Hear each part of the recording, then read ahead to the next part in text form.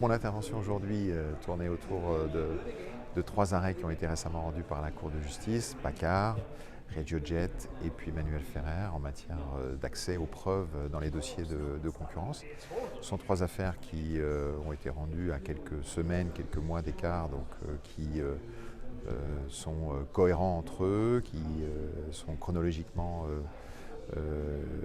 disons, significatifs. Et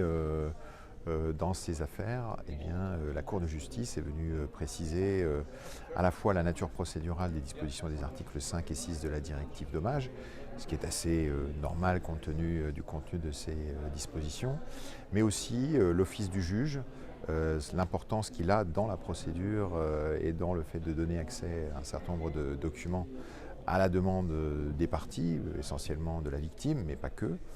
Et puis notamment aussi l'office du juge dans ce qu'il peut décider de la mise sous séquestre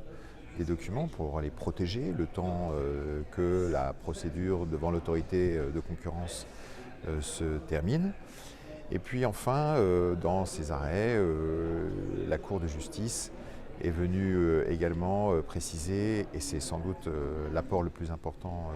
du troisième arrêt Manuel Ferrer, le rôle essentiel que doit adopter la victime dans ces affaires, qui doit épuiser